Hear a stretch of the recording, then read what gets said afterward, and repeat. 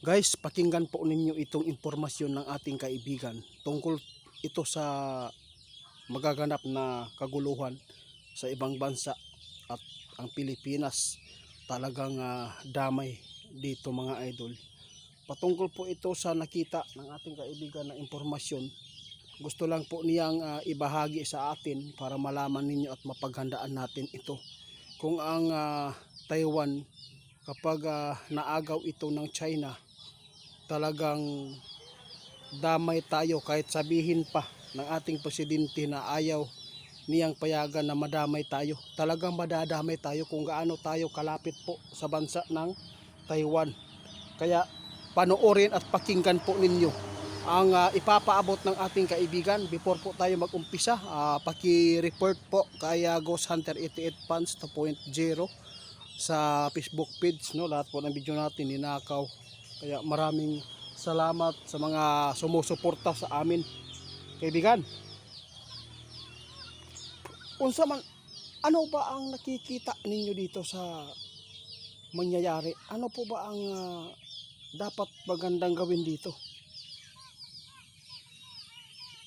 Totoo? Grabe naman to. Guys, sobrang napakalapit na mga idol ang kaguluhan sa atin. Kaya nananawagan si kaibigan ngayon, kaibigan, dapat lang kung gusto ni BBM na hindi madadamay ang Pilipinas, yung mga ginagawa po nila ngayon pansarili na kapakanan sa Pilipinas, ipagtaboy muna yan, no? Ang uunahin daw, sabi ng ating kaibigan, yung pagpreparar mga idol, pagprepare para sa kaligtasan ng kaniyang constituent po doon sa Luzon.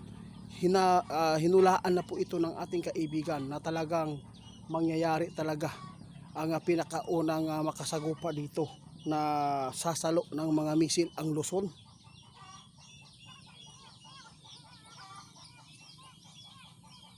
Tama. Kaya daw dapat unahin ni BBM na maghanap ng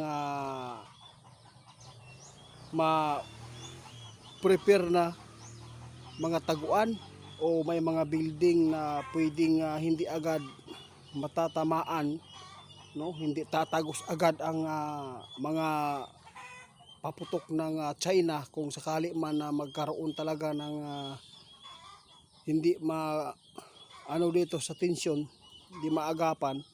Kung damay talaga ang Pilipinas, alam po natin ang Pilipinas hindi makikialam dahil alam po nila na wala talagang kakayahan po para makialam tayo dahil wala tayong lakas. Yun po ang totoo.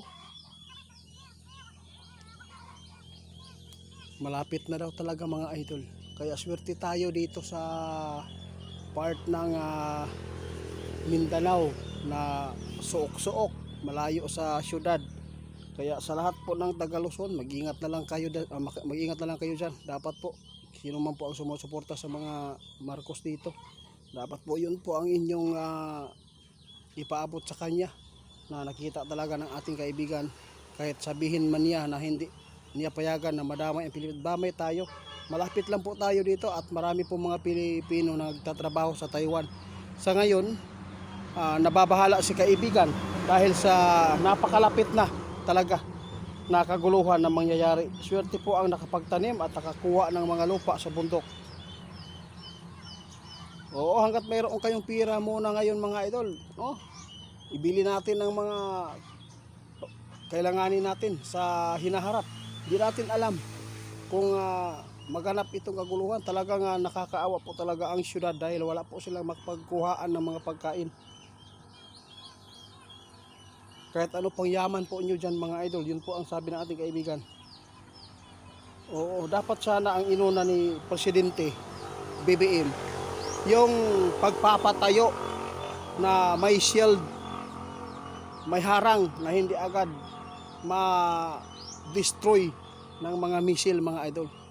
Dapat maggawa sila ng malaking tulad po ng nasa ilalim po ng lupa, no, maghukay, bangker, gawin lang, no, budgetan para po sa mga tao kung sakali man mangyari ang digmaan at makapag-survive.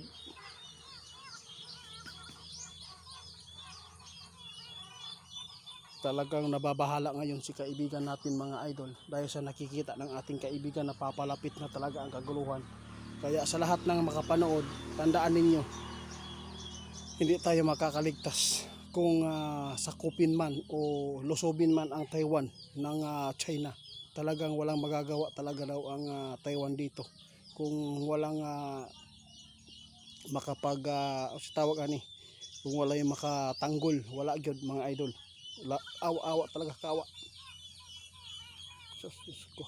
Kaibigan, maraming salamat guys. Yun po ang babala ng ating kaibigan. Maghanda na lang tayo mga idol dahil malapit na talaga ang kaguluhan. Damay talaga tayo kahit pa ano pa ang sasabihin ninyo na hindi tayo madamay, kahit hindi tayo sasali.